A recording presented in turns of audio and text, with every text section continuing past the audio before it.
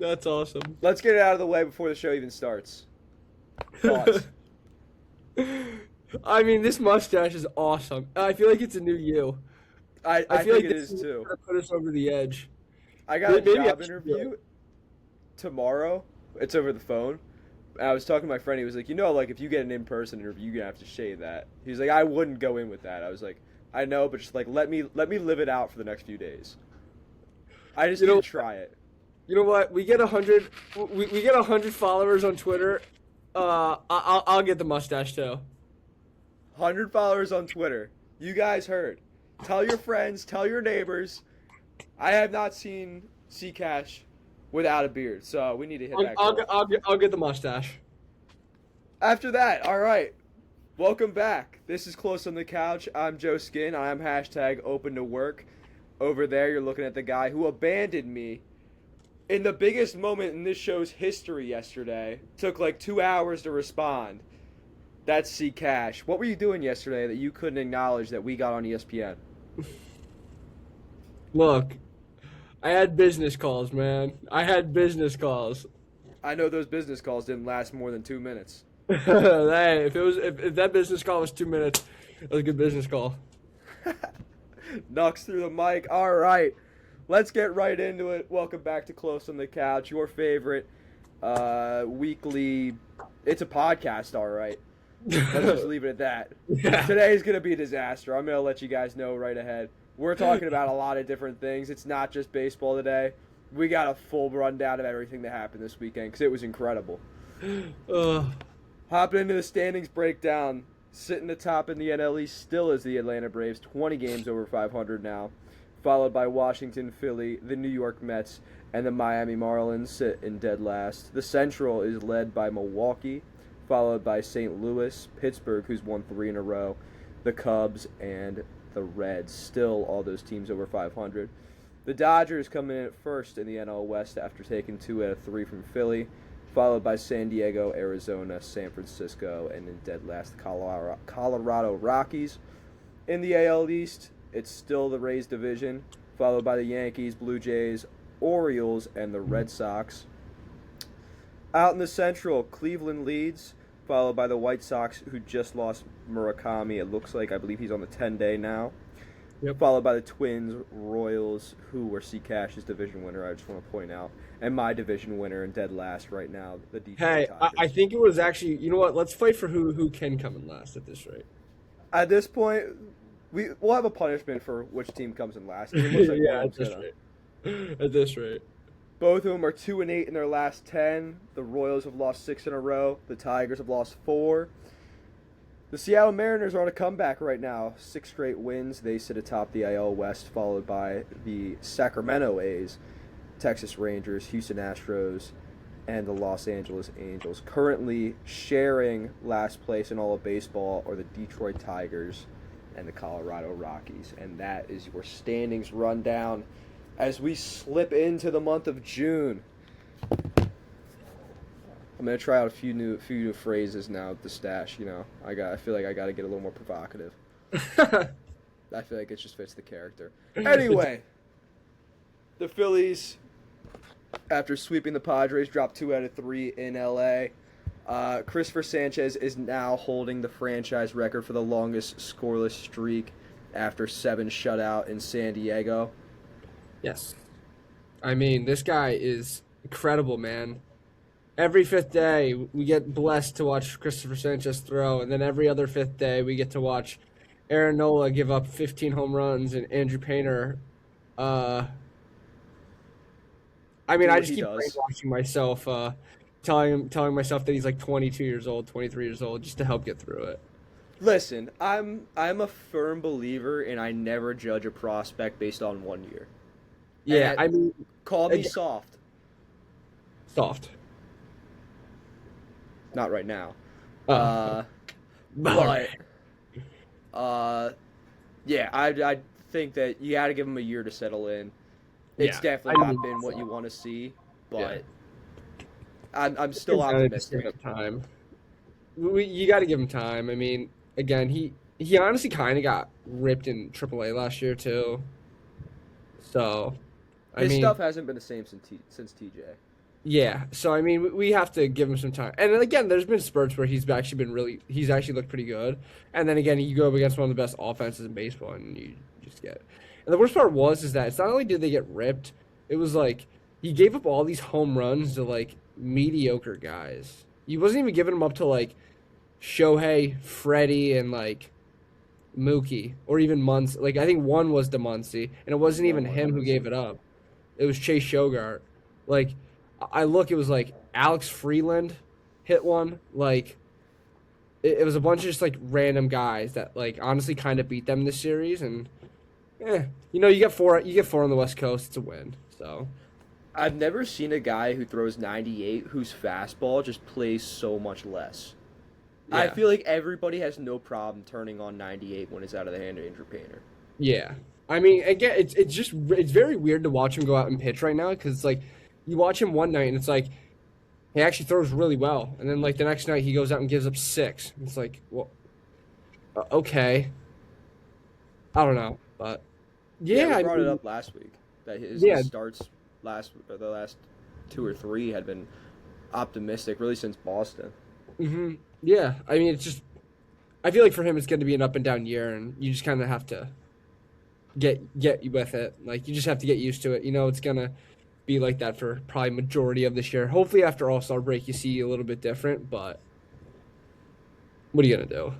And hopefully the stuff improves too. I mean, the Yeah, early in the season problem was falling behind in the counts, and yeah, really, like I said, since that Boston series, you saw him doing a lot better job of getting strike one. But yeah, the stuff just definitely doesn't seem to be as advertised right now. yeah, Like I go back, I know I think I brought this up before, but the one at bat I can remember was against Sacramento, and I think it was Brent Rooker took a fastball that looked like it was at his elbow and turned on it with no problem. yeah. And it just felt like that seems like it's a problem when your fastball, even at 98, is that hittable. Yeah, I mean, and two, like I know exactly the pitch you're talking about, and I think I was sitting there watching my dad, and I was even like, I mean, look, sometimes you make a good pitch and they just make a better swing. Like it wasn't even a strike this guy put out, but like to sit there and kind of like get ripped by a team that's very good, but their stars didn't really hit you was the spot for me that was very scary. Yeah, and not only is Andrew Painter the problem, the offense has been quite the issue. The Yeah, most runs they put up on this road trip was four. Uh, Really, I think I mentioned it before. They haven't put up more than four runs since May 18th, when they put up five against Cincinnati in the yeah, opener to that series. But yeah, the offense just has not shown up. I think I mentioned it before. This is a team that right now is currently built to win one-run games and yeah, win games with solo home runs, because you're relying on your pitchers to throw shutouts or hmm, give up less than two essentially, and hope that yeah, you can get them back with big swings from Schwarber, Harper, Marsh. Um, I mean, just something has to change. Like I said, near the bottom of the league and on base, you can't win this way in solo home runs. The slug, it's good to see that the slug is there a little bit, hmm, but you need to find other ways to make offenses. Again, it's the equivalent to an NBA team that can't hit threes, that lives and dies by the three. If they have an off night, you have no chance. yeah. I mean, they're kind of messing with it right now. I feel like their main thing, they need to figure out this one spot right now. Like at this rate, if we win when Schwarber's in the one, just put him in the damn one. Because right now, him at two, Turner ain't getting on, so he's still hitting solo shots. Like it's kind of like they kept moving him down the order to be like, we kind of want him to get in the spots with more guys on base because he can get more RBIs. But right now, putting him behind Turner at one, when your leadoff's batting 220, it's sad. When it's also not a Kyle Schwarber who's batting leadoff. This is a contact guy who's supposed to get on, steal bases, and he can't get on, so he cannot steal bases. This is a guy who won a Yeah, batting title last year and is now batting 220 this year.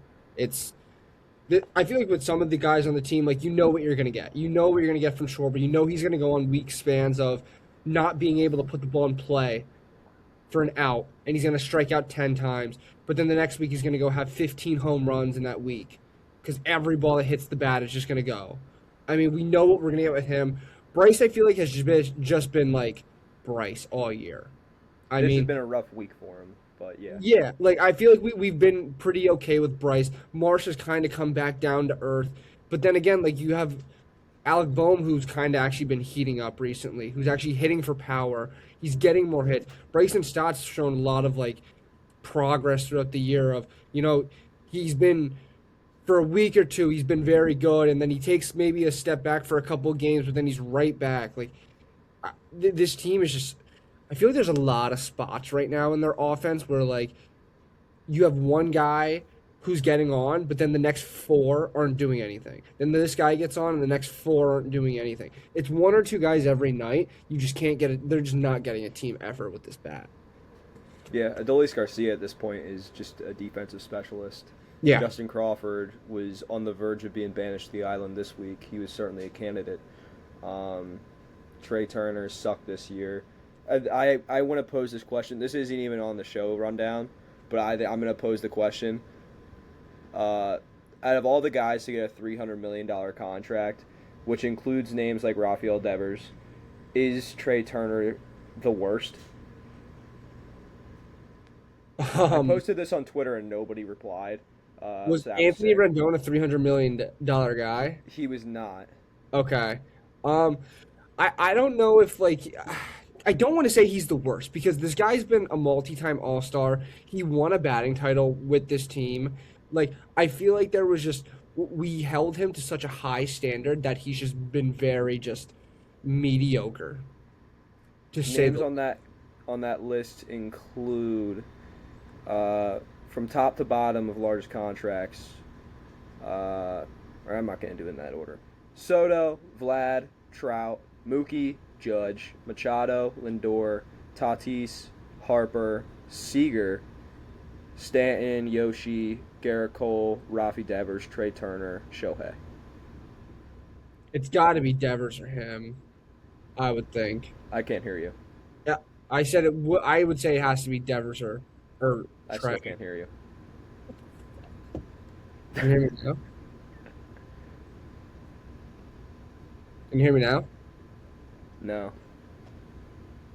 Then why the fuck are you answering? Can you hear me? Huh? There we go. Now we're Can you hear me? Hear me now? Yeah. All right. Maybe it's my AirPods. We might cut some of that out. I'm just gonna throw tongue horror over it. Yeah, he's up there. I think it's It has to be Trey or Devers. yeah. Um, Which isn't again. It's not that they're a terrible player. It's $300 million. Yeah. You look at the guys on that list. It's MVP Yeah. caliber. Pretty much everyone. I mean, me and you for when the minute they got him, we're sitting there going, "This next year is going to be his MVP year. This next year is going to be his MVP year. This next year is going to be his MVP year." And he has just gotten, I think, worse and worse every time we say it. I'm at the point where we said this when they're in the Ryan Howard. I don't know if you did. I did. We didn't know each other back then. But the Ryan Howard contract, that like those kind of guys that when you give them that type of deal, they typically don't age well. I'm Yeah. almost in the other camp now of those are the guys I might want to give. And when you look at Schwarber, though, that might be the kind of guy I want to give $300 million, Yeah. or at least the long term deal, where your power output's not necessarily going to decrease that much, especially in a Schwarber case. Yeah. Where that's his main tool. Yeah. You give a guy like Turner, who's a speed and contact guy, that kind of deal, that can diminish pretty quick. Yeah.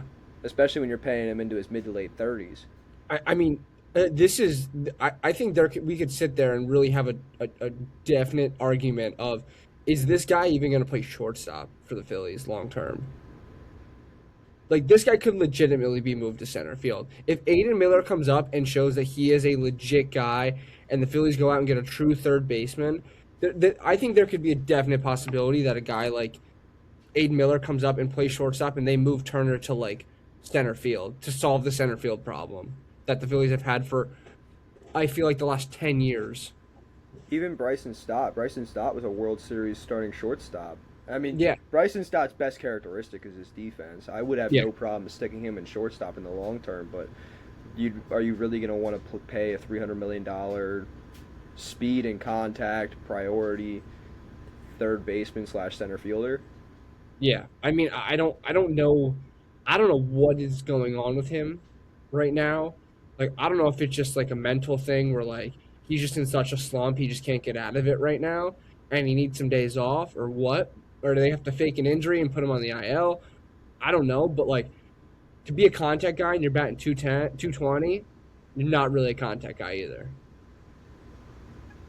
If it's the case where we have to give him another standing O, and your situation is you can only hit when you get a standing O and you're good for the next month, that's pathetic. Guy, yeah, I was gonna And say guy won't.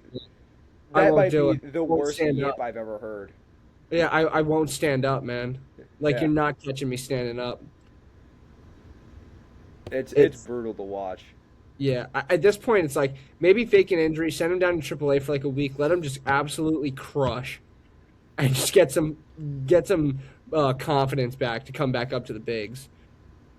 And another thing, this is going back to Twitter now, but I've seen all ever since really the strong likelihood of Scooble getting moved, that news broke. Everybody seems to think that Philly's the top candidate, or at least on Philly's Twitter, thinks that that's the solution. Okay, if Scooble gives up one or two, the game's over Yeah. because you just lost. The I issue is not the pitching right now. Yeah. Even with Painter and Nola's struggles, you still need to be able to score runs. And when your top output over the past week is 5, it's a definite issue. And Actually, sorry, 2 weeks. we watched this team lose a game where your ace threw 8 shutout and you lost 1-0. All you had to do was get this man 2 runs and support. Honestly, you probably only needed to give him 1. You might have walked his ass back out there for a ninth for back-to-back complete game shutouts, and you can't score a run. Yeah, it's been miserable to watch. Scooble's Yes, not the solution, especially when you're going to have to unload the farm system. for a A farm rental. system that is not deep. And For a rental. yeah, I'd have concerns about that. Even Dombrowski, whether he's even able to open up his checkbook or wants to And open up his checkbook. who even knows how he's gonna throw after he comes back from his injury? Yeah, it's a lot of question marks. I'm not aboard the Scooble is the solution I train. mean, As awesome as it would be, the it's worst thing for Tarek Skubal was to get an elbow injury going into your contract year. yeah. And now you're not going to be throwing in meaningful games if you stay in that city unless you get traded. So Yeah, let us know in the comments. Do you think Tariq Skubal is the solution? I disagree. Let us know how far you think Christopher Sanchez takes a streak. Uh, a let us know million. let us know if you want to stick a pen in your eyes when you have to watch Philadelphia Phillies at bats. Yeah, for a 4-2, let's not get a successful road trip at 4 when you Yeah, it really come out was. over 500. It But really it was just every one of those games was like one the nothing, worst way to win and the 2 worst way to nothing, watch. Yeah, 3-1. yeah. Okay, And then you go down 9-1. no, it was 9-0 until the ninth, and again, Dodger Bryson Stott bullpen. garbage time. Yeah. Dodger bullpen lives up to expectations and gives up a bomb. I feel like every time I look at Bryson Stott's last 7 day stats, they're always like, oh, okay, he's kind of on a heater right now.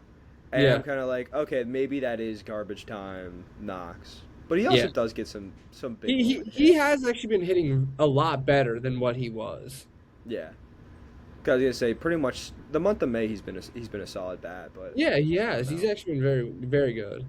Yeah, he's a guy that I want him to put it together because I want to root for him, but it's tough sometimes. Yeah.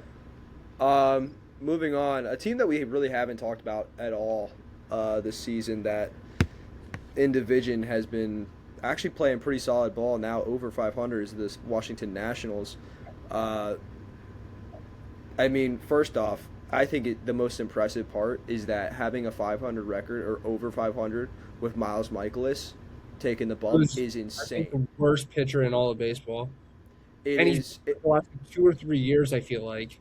It's the equivalent of winning a Super Bowl with 10 guys on offense and just not having a left tackle.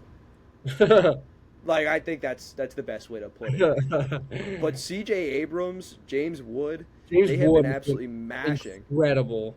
C.J. Abrams might be the playing like one of the best, if not the best, one of the best shortstops in all of baseball right now. Yeah, I mean, every day I feel like I'm getting a notification that James Wood hit a homer. I mean, I think he's at what 17 right now. I think so. I If you think so. count the parlay this year, the home runs parlay, we had him at 30. I mean, the dude's already halfway there through. I think we're about to be coming up to 60 16. games played. He's at 16. 16. He's at 16 through almost 60, I believe. I mean, he's been very good this whole year so far. Yeah, I mean they've been really good. The offense has been electric. They're top five in team OPS, bottom Yeah. five in team ERA. Maybe a team to look out for. Right now, the NL seems pretty open for those wild card spots, especially the struggles the Padres have had as of late. Washington just took 2 or 3 from them this weekend. They're a team to watch out for. That I don't think it would be a huge splash, but especially when you see a team like that just gave up Mackenzie Gore this offseason, you wonder what they would look like with him. Not that he's been fantastic, but if the stay would have changed. It's another reliable arm. Yeah, especially again, you don't have to rely on Miles Michaelis then. Yeah.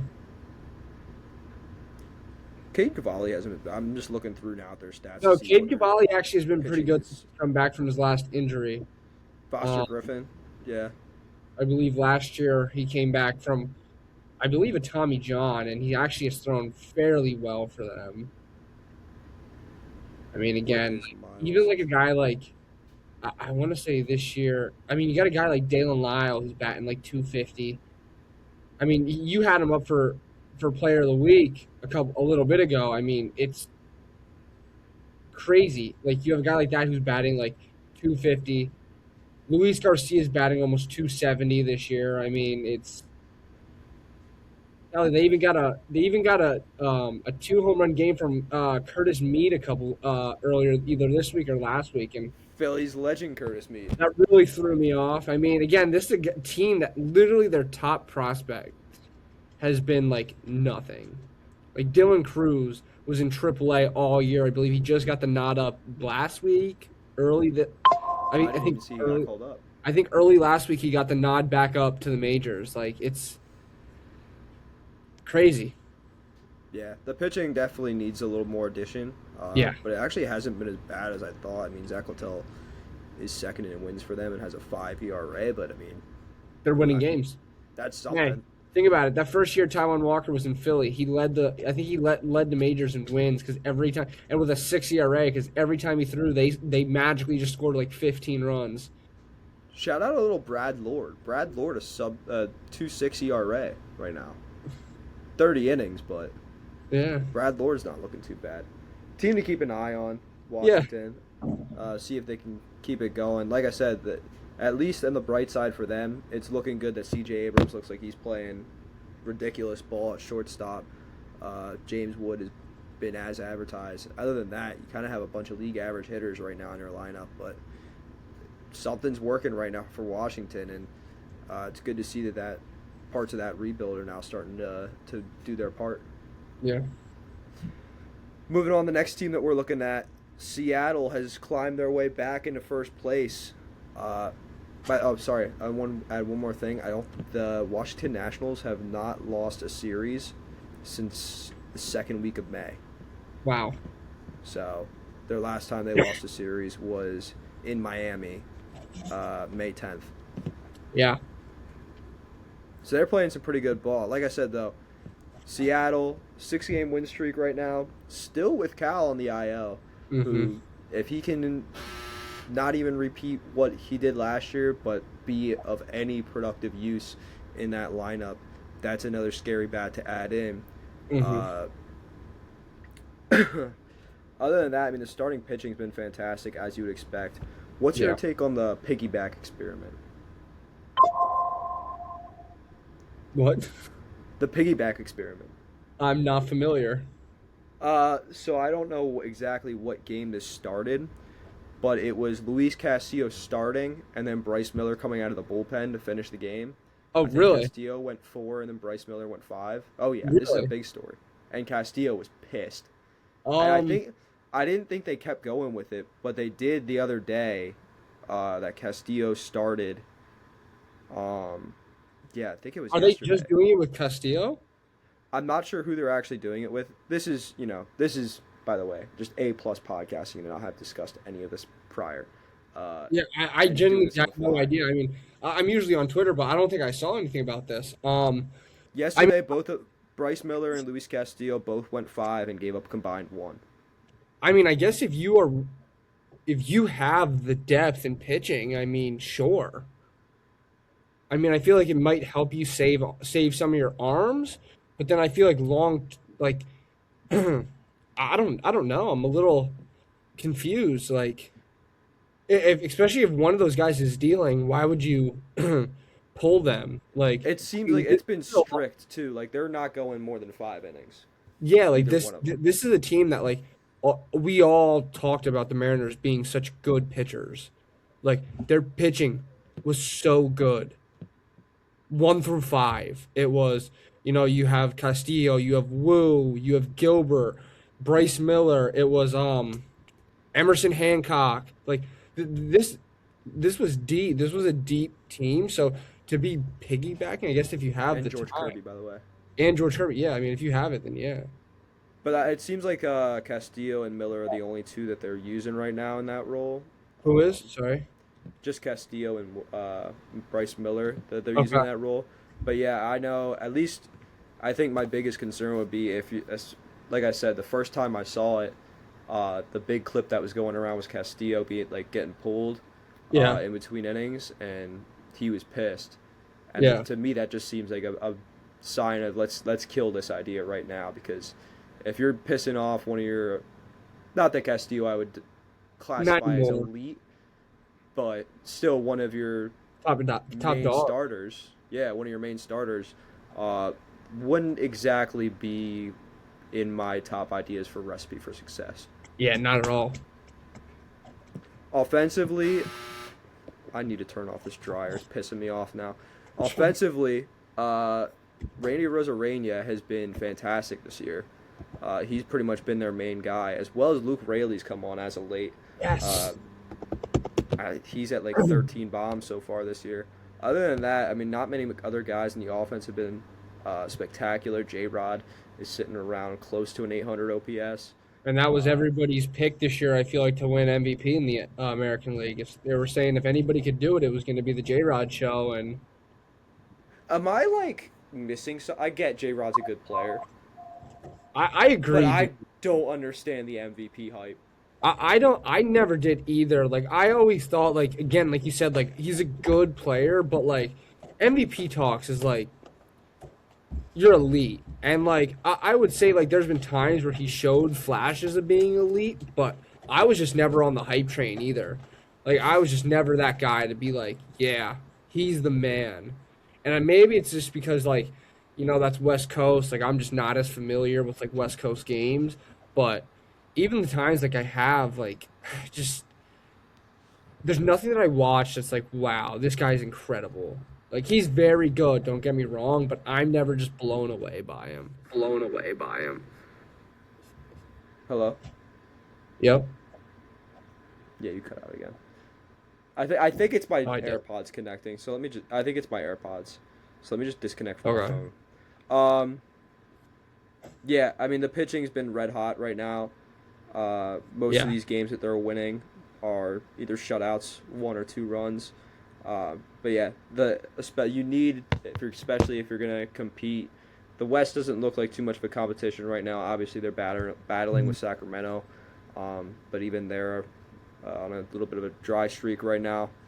Um, you need Cal to get back. You need him to not even repeat the MVP production. You just need him to be a positive production, because before he went on the IL, it was tough watches for some of those at bats. Yeah. It was bad. Really bad. So, yeah, I mean, if they can get Cal back, I mean, they can easily run away with this division. Because, again, kind of like we talked about before, like, A's are sitting at second right now, and they just don't have the pitching. Unless if they make these huge moves at the deadline, I just don't see their pitching being able to stay for a full Cut year out again. and to be able to run for this. I have no idea what's going on today. Can you hear me? Hello? Hello? Can you hear me? There we go. Good? I didn't hear any of that. But let's hope that I said, yeah, I mean, I just pretty much said that. I mean, if with Cal coming back, they can hopefully just make, if he's half decent, they can make a run just because of how we already talked about how the A's pitching isn't good. How these, a lot of these other teams I feel like are struggling with injuries and stuff. Like half the Rangers team is on the IL, I feel like. So yeah. I feel like they could easily run away with this division with a half decent Cal and getting together a couple good at bats in these games. Yeah. They start a 3-game set starting tonight with the New York Mets, who they've won 4 in a row, so starting to turn things around a little bit. Juan Soto has been unbelievable as of late. Yeah. He needs help. Yeah. Is at this point the biggest conclusion that we can take away. Speaking Yeah. of needing help, I don't know if that's the best transition here. What a quote we got, I believe it was today, from Adrian Beltre. Adrian Beltre thinks that Wander Franco deserves a second chance. Thoughts? Agree or disagree? That is a total disagree. That is a look. I'll put it out there. If Bauer cannot get a second chance, he shouldn't get a second chance. Okay? Bauer was found not guilty. This guy was found guilty. Not serving prison time, by the way. That was the other Not thing news, serving I think, prison time last week. somehow. But he was found guilty. Okay? She was 14. I don't know if that is Dominicans standing up for each other. I don't know if it's Adrian Beltre just saying I haven't been in the news for a while. I don't Should know if we it's take taken away wildly out of Adrian- context. Should we take Adrian Beltre's bust out of the Hall of Fame for that comment? I mean, that's just. I saw that on Twitter today, and I thought that I was getting punked. I hope he was trolling. I mean, I just have no comment. That one took me out of left field. Seeing that on here today, I was like, did he like? Was I wrong? Like, did I misread that notification I got like a month ago that said like he was found guilty, but he was only on like probation. He wasn't doing any time. Like, what? He's been dropping Wander Franco. Game respects game. I should have made my point before I say game respects game. Wander Franco's been dropping some sick workout edits lately. Yeah, I everybody's- don't agree with the dating age decision. I do agree the workout edit. It's game respects game. He's been in the lab right now on TikTok. Oh, I know. I see his TikToks all the time. But yeah, I'm at the point where I'm starting to question my algorithm when Wander Franco TikToks are pulling up, and I'm just hoping it's that I'm on baseball side, not getting dragged into something shady. Not the other side. Yeah, but I think end of the day, big conclusion, Adrian Beltre, maybe gonna go to the island for that one. Although Not coming back. if he's supporting Wanda, he might love that. Yeah. Maybe we can't send him to the island. We're gonna have to play Adrian Beltre, man. No. I don't know.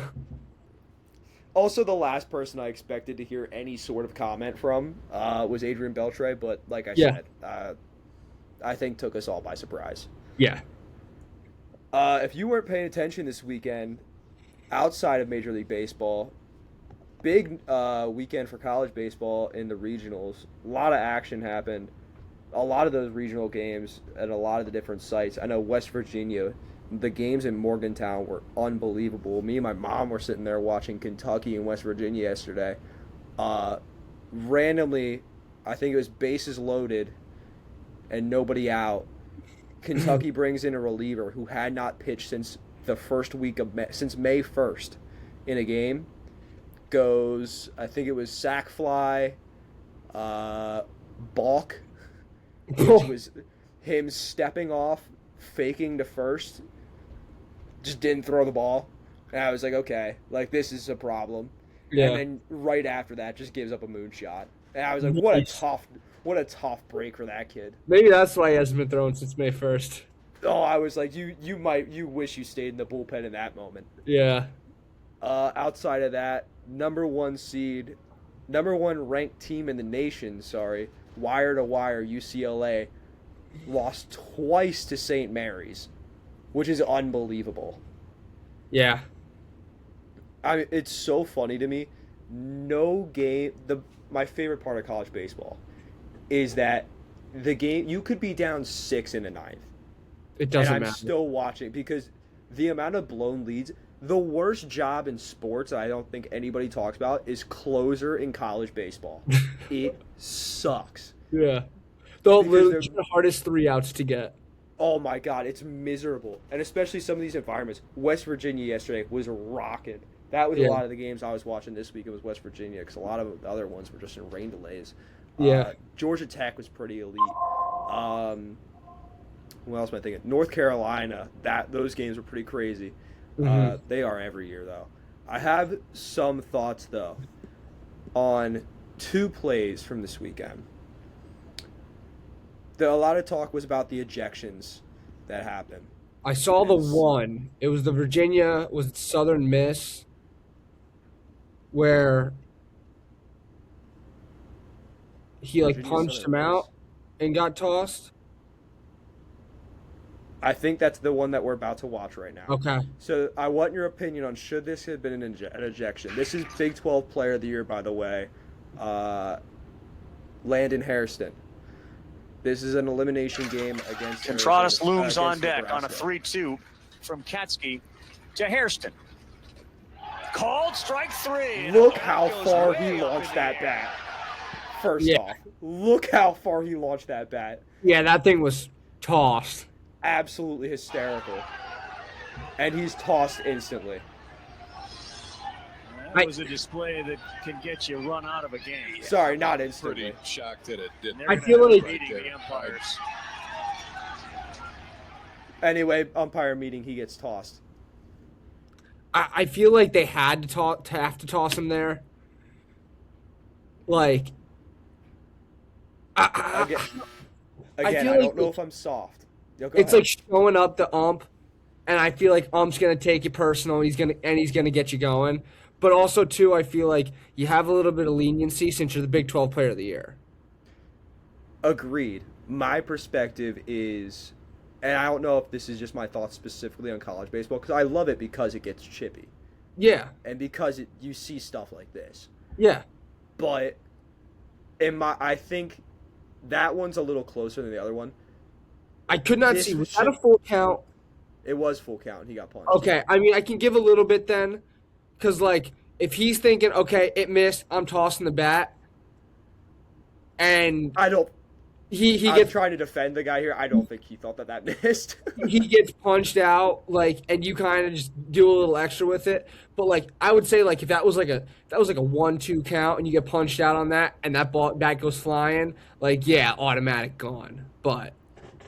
This one, I think, is more where I lean towards, he probably should have been tossed, but at the same time, I think that's, especially in a game like this is an elimination game, I feel like that has to be a warning. Now, in Major League Baseball, definitely that's an ejection. Yeah. But, I'm talking about college baseball specifically here, elimination game, knowing the scenario, having a feel for the game, I feel like that's a warning. Yeah, I know what you mean. The second one here... Oh, I have to share the other screen. The second one here. I think this is our guy Josh Reynolds again. For Harrington.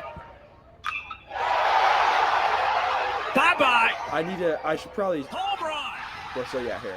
Trey Phelps. You can see him talking to the dugout. Gives Georgia the lead. You can see everybody on the baseball field is talking to him. I want to find specifically. He got tossed. No way. After he touched home plate. And that's why coach is arguing. I want to find no way. The replay. If you hit a ball that far, you deserve to be able to pimp it. For the question, let's go. All right. Well, it's not going to show the replay. One of our But you could see, yeah, he's talking to the dugout. I saw the replay. He wasn't making any like obscene gestures. Obviously, I don't know what he said, but again, it's college baseball. You That hit. I ball's think pimped. this was a go-ahead home run. Yeah. Also, what you don't see because we didn't get the replay was, he stood there and watched it. Obviously, no problem. I don't have a problem with that. You I'm just have telling him to move down the line. This is the one where I'm like, that's a warning. That's 100% a warning. Yeah, I mean, I don't see that being an ejection. If you hit a ball to the absolute moon, go admire it. I don't care. And I get, stakes are high, and as the pitcher too, I'd be pissed, and I'm gonna let him know that I'm not liking it. But at the end of the day, if it would have been the other way, you would have pimped that thing too. Yeah, that's my perspective. And he got tossed as soon as he touched home plate, which I thought was also kind of weird. Like, he waited for him to touch home plate. Yeah. But he was chirping everybody on the bases. Again, I don't know what was said. But that's one, have a feel for the game. That one I don't think was an elimination game, because I think that was the winner's bracket. Yeah. But he hit that ball to the moon, and 100% I think he should have stayed in that game. Yeah. I brought up at the top of the show that C-Cash missed the biggest moment in Close on the Couch history, and that was because if you missed it and you weren't watching Squeeze Play, your friends right here made it on the broadcast. I'll put up a screenshot, but Close on the Couch Twitter shouted out St. Mary's after knocking off number 1 ranked UCLA and sending them packing, that they were the Grim Reaper. By the way, I think this is a horrible look for Squeeze Play, because I think to the moment right now, that tweet has about 60 views. I was going to say, yesterday, I looked at this tweet after you texted me. I instantly go to Twitter and see, this thing is probably blown up, and there was 42 views. Yeah. 42 views. I said, out of everybody, how is there only 42 views? And somehow it made it on ESPN. And it ended up on ESPN. People saw this on ESPN and didn't even go and look at it. What a damn shame. I'm sitting here watching the game with my parents, and it goes on the screen. I'm jumping up and down our living room, and my dad's looking at me like I have special needs. And it was the funniest thing ever, because I just see it on the broadcast. I'm quick trying to take a picture of it. And then I go to look. I'm like, this thing's popping off. I was like, this is a terrible look for Squeeze Play. Yeah. This is awful. But at the same time, I'm going to admit it. What's the challenge going around right now? The man, hate to say it, man enough to admit it. Oh, okay. Yeah. I was 100% farming for that. I was popping off tweets all weekend with the hashtag ESPN Squeeze Play. Oh, you have Did I to. think it was going to work? No. When I saw that, was it awesome? Yes. Yeah. Yeah. Is it still awesome even is it still awesome even though it only has 60 views? Yeah. I mean, it was fantastic. Great. Up there for top 5 moments of my life, and Greatest moment in Close to the Couch history. It's going to be second after we get Nick Kurtz on the pod. Nick Kurtz on the pod, Ricardo Rodriguez when we do our wrestling special. I mean, this is what sends us to the moon, fellas. This is the start of big things. Get your seatbelt. And hey, we're still your 2 humble podcasters. Don't worry about us getting the ego. Never. We did get on an ESPN Plus broadcast, but I mean, still Subtle two flex. professionals. Two Subtle professionals.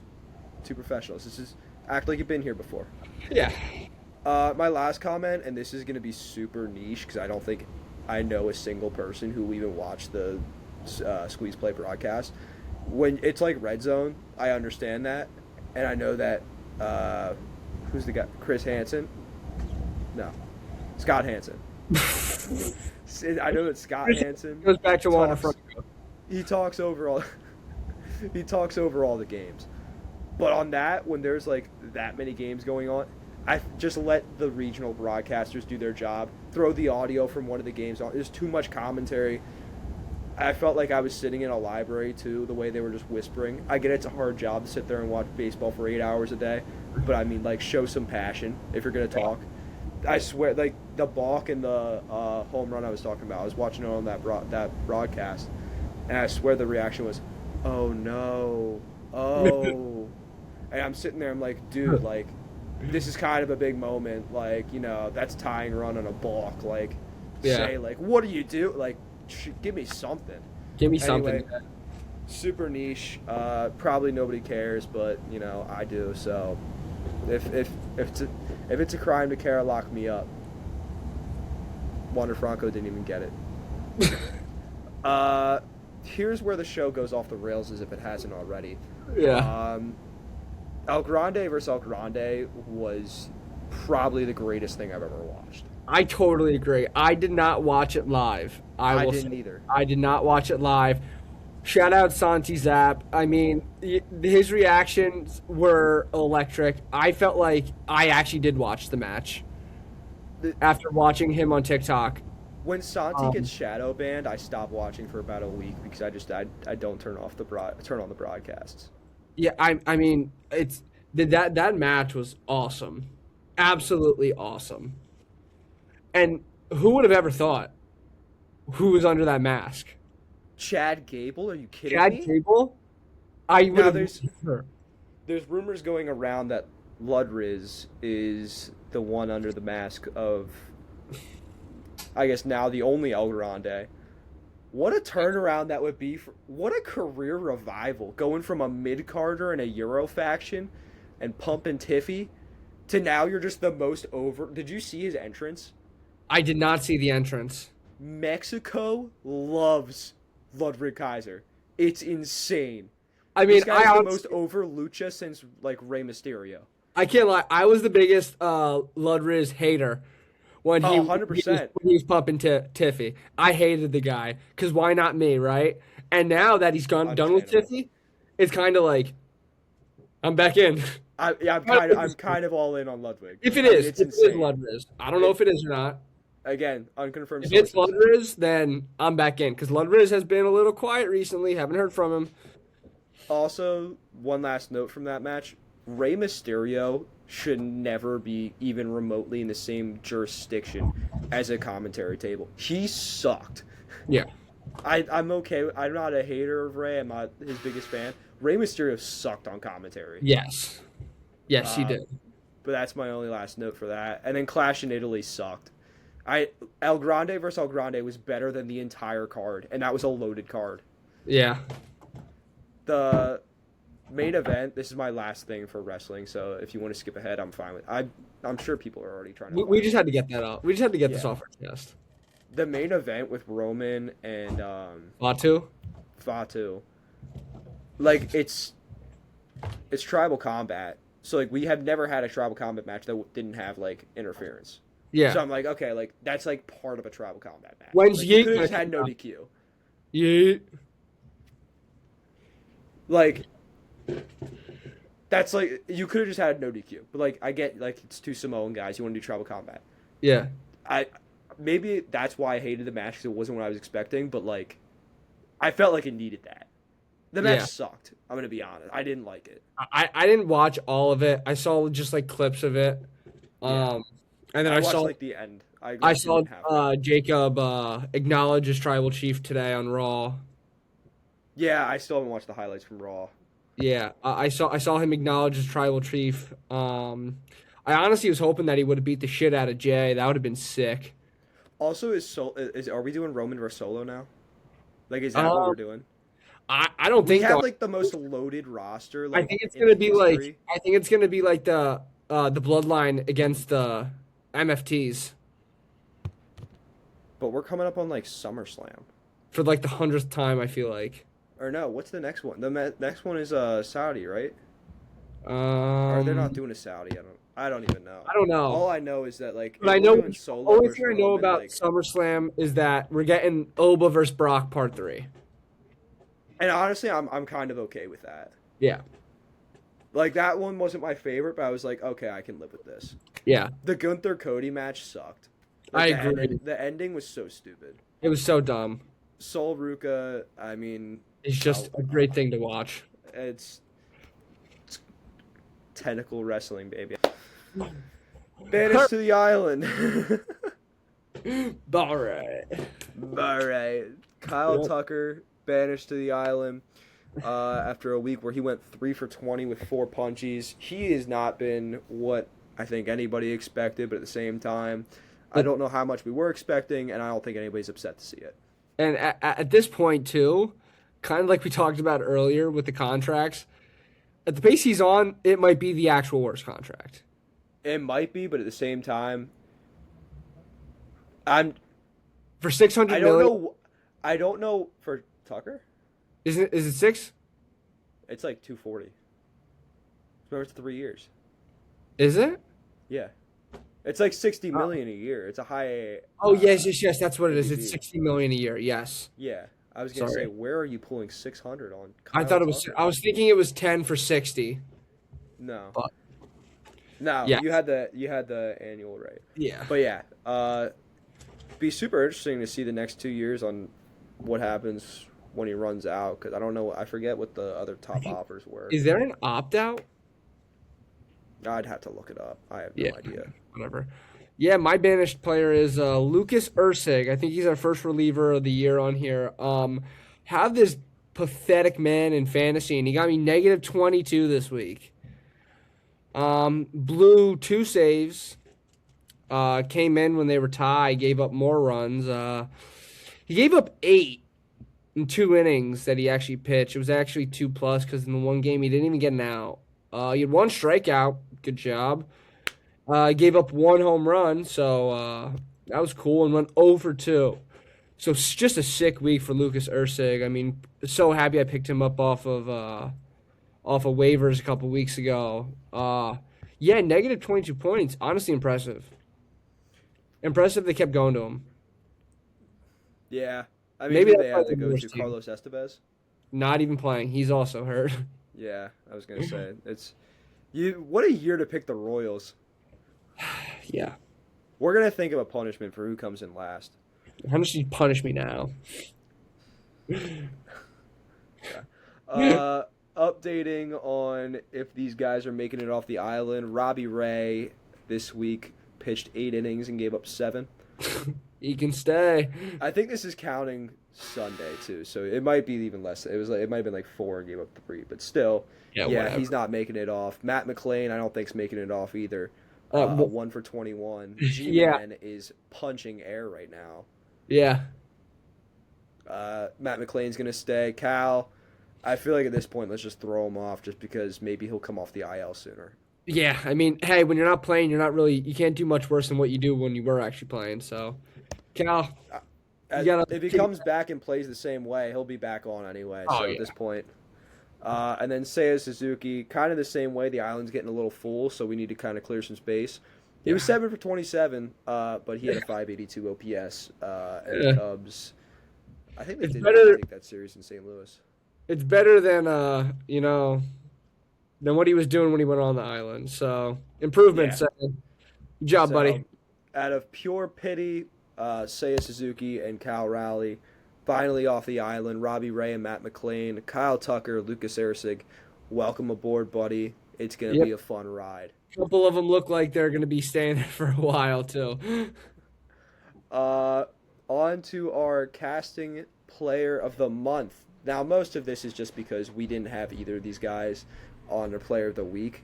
So we kind of had to give both of them a shout out. You pick who you want, because it was a clear one too.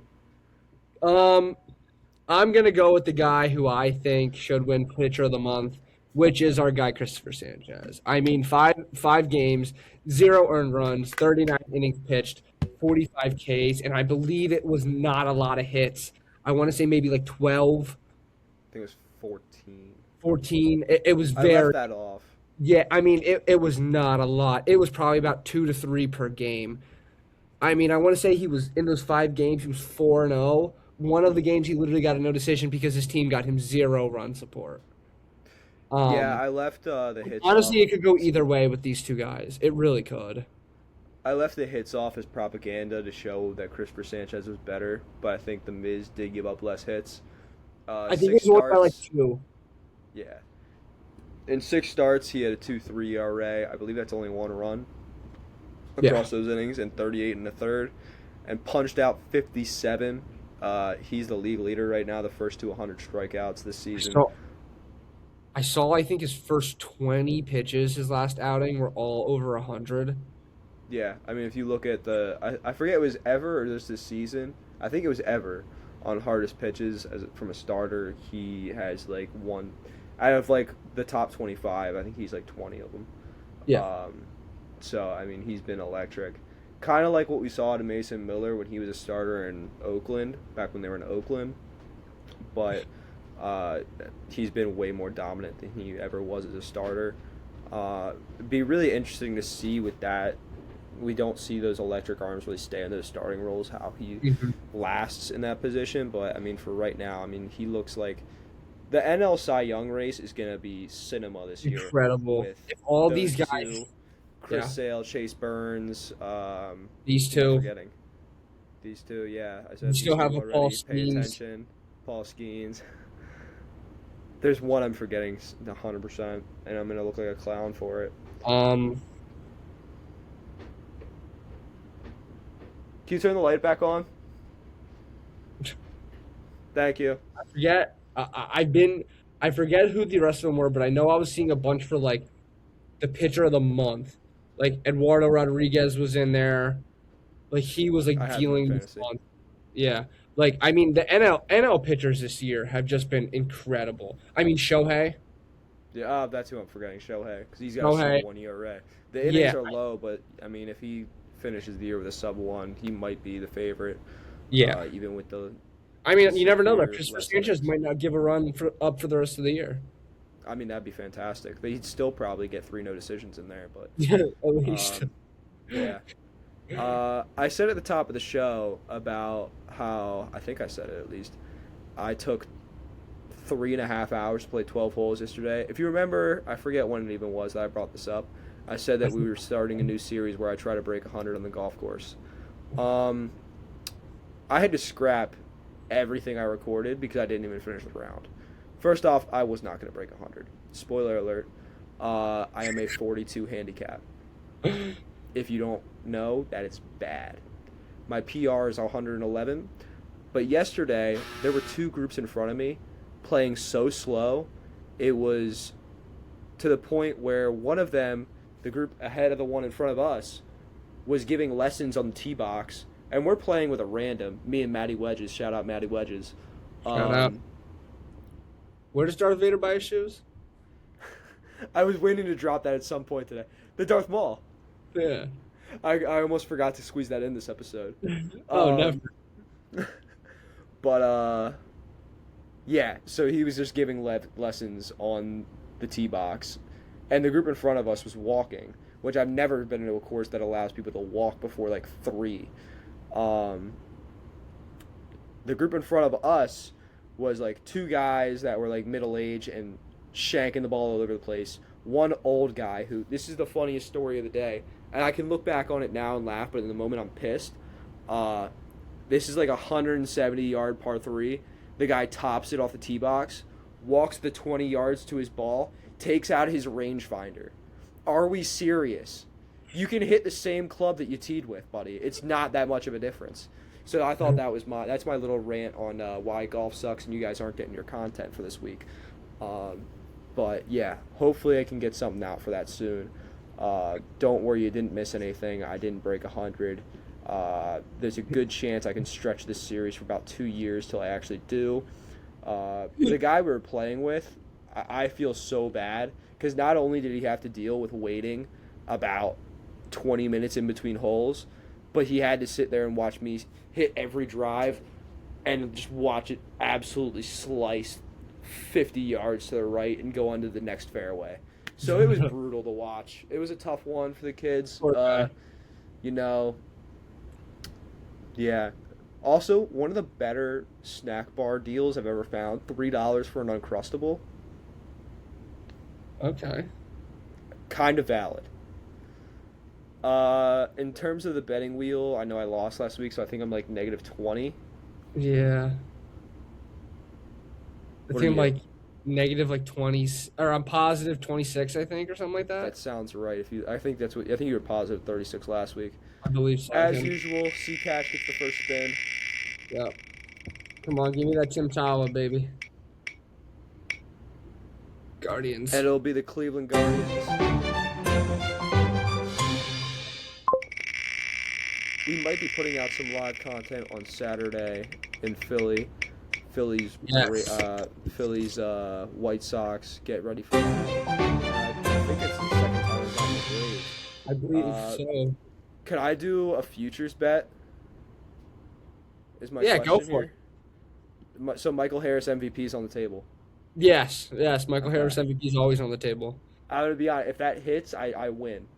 yeah, you Like, do. If that hits, Honestly, I don't care if you could bet it, I'd be more surprised. Huh? If you can even bet it, I'd be more surprised. He hasn't been terrible. Probably. He actually hasn't been that bad. That's all we got for this week, I think. Yeah. Yeah, what Uh, that was all over the place today, guys. Sorry about that, but Yeah, sometimes this is how they're gonna be. Simple. yeah. The first if you're couple coming were here, if you're coming here expecting, to see the Ryan Russillo show or somebody good at their job, I've never watched a second of the Ryan Russillo Who? show. I've never watched a second of it. That's just the first name that popped in my head for some reason. And something actually good, then sorry. If you came here to get a good laugh in. If you also want a good laugh, go follow me on 18 Birdies. Like I said, check my handicap. I'm not lying. I think in the 12 holes we got through, I was at 86. I was on. You're on pace like roughly 120, yeah. something like that. Anyways, that's all we got for this week. Make sure, as usual, thank your garbage men. C Cash, you got anything to finish us out? No, stay tuned. We'll be pumping these out a lot more come summertime. Oh It'll yeah. be much easier. So stay tuned mo- for the Saturday game at the Philadelphia Phillies CBP ballpark. A lot of content coming there. Hopefully. Yeah. So I'm not sure it's gonna be good, but there certainly will be content. it's not going to be great. It's going to be just us ranting about being at the game probably. If Maybe- Aaron Nola is on the mound, there will probably be our suicide notes on Twitter. Yes. So keep an eye out. Keep an eye out for our bets for this week. Again, that's Yep. at Close on the Couch on Twitter. Yeah, And we're good here. also, putting it out there now, we will be posting bets for Saturday's Phillies game as well. Since we will be there, we have to bet that. So I'm thinking Yurfee and Schwarber home run. depends who's pitching. If he was playing, it was 1,000,000% gonna be Mooney and Schwarber. Yes. If he was playing, it was 100% gonna happen. And if If it didn't hit that day, Aaron Nola's throwing, home run derby. I might take the entire team. if it didn't happen that day, it was gonna be the next day. Yeah. So, again, if you want free money, just whoever I bet to hit a home run, wait 24 hours and put it down. Yes. As usual, I know I said this before, but make sure you thank your garbage men, and we will see you guys next week. Yep.